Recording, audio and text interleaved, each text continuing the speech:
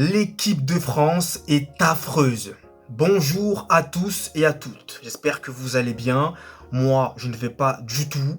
La prestation que j'ai vue de l'équipe de France contre l'Italie m'a déçu. Je suis très inquiet, très remonté, très énervé, tout ce que vous voulez. Mais avant ça, et avant de parler de ce match pitoyable, je le dis, merci à vous, dans un premier temps, de vous abonner à la chaîne, de liker, de partager et de commenter. Merci à vous, ça fait hyper plaisir. Je vais pas perdre plus de temps, je vais commencer par vous dire quelque chose. Moi, à partir de maintenant, à partir d'aujourd'hui, je ne regarderai plus un match de l'équipe de France. C'est terminé. La prestation que j'ai vue hier, globale, de l'équipe de France contre l'Italie, j'ai halluciné. J'ai halluciné. Je me suis dit, qu'est-ce qui se passe? Est-ce qu'ils avaient envie de jouer? Parce que si c'est pas le cas, prévenez-nous à l'avance et on prendra nos dispositions. Je suis désolé.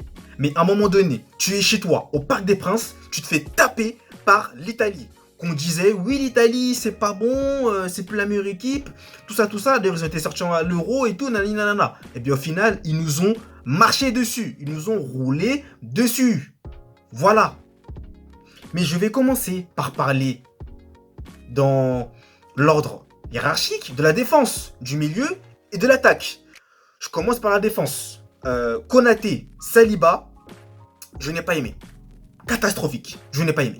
Ils avaient du mal à se placer, ça n'allait pas. Ça n'allait pas du tout, rien n'allait.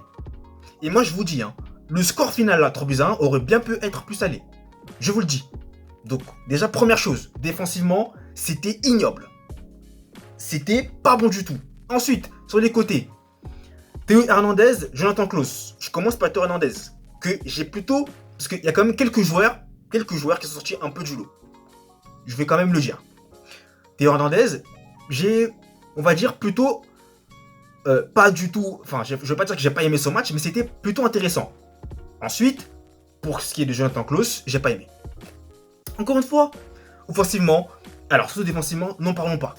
Ça passait trop facilement sur son côté. Ça passait trop facilement. Je n'ai pas du tout apprécié ce match de Jonathan Klaus. Et ensuite...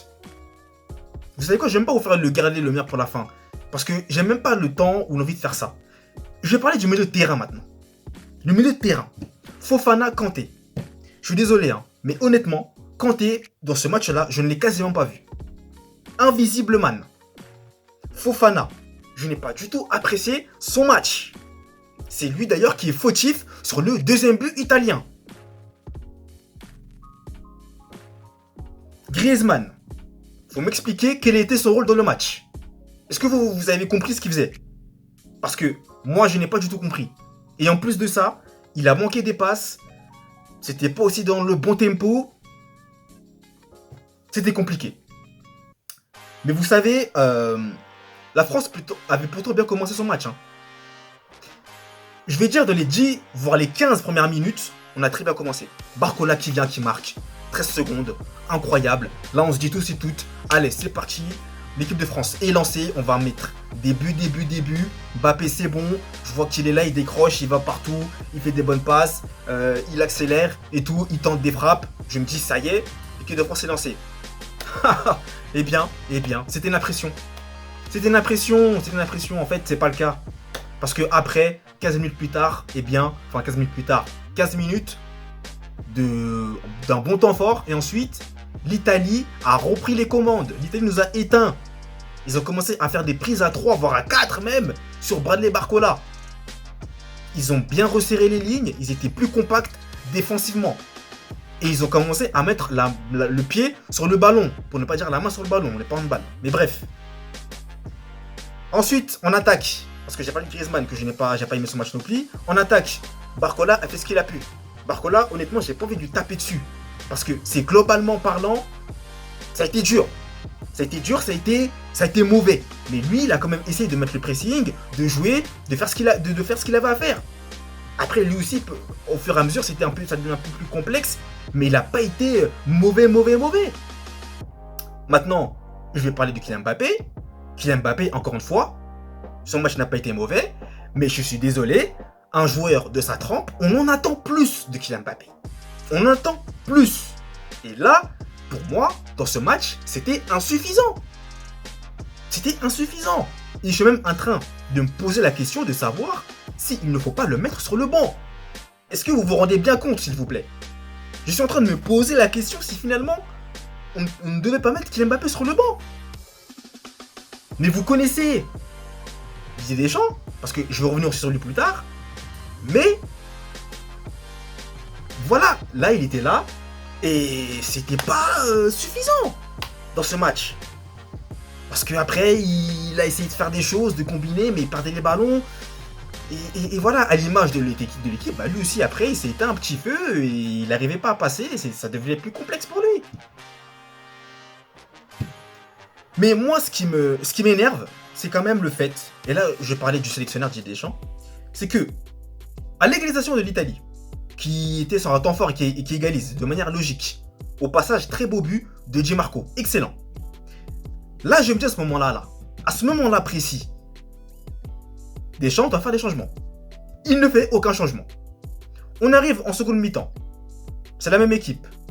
Fofana, tu vois qu'il est en difficulté, qu'il est pas bon. Faut le sortir. Tu ne le sors pas.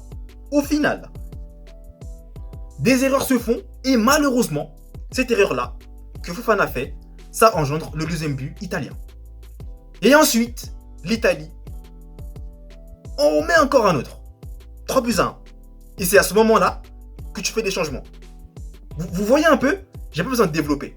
Vous me voyez au visage. Vous le voyez, j'ai pas besoin de développer. C'est à ce moment-là que tu fais des changements. C'est inquiétant, hein. C'est inquiétant. Moi je vous dis, c'est très inquiétant. Hein. Très inquiétant.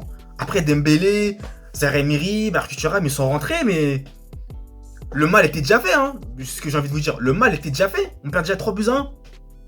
Qu'est-ce que vous vouliez? On perdait déjà 3-1. Ça servait à quoi en fait? À rien. À rien. Donc, moi, personnellement, si c'est pour regarder ce genre de prestations de l'équipe de France, je ne préfère ne pas regarder. Je ne préfère pas les regarder, je suis désolé. Parce que, à un moment donné, il y a trop de choses qui ne vont pas. C'est pas possible. Ce que j'ai vu hier m'a vraiment... J'étais, mais... Non. Voilà. Écoutez, moi j'ai dit ce que j'avais à dire. En tout cas, dites-moi comment est-ce que vous en pensez. Merci à vous d'avoir suivi la vidéo.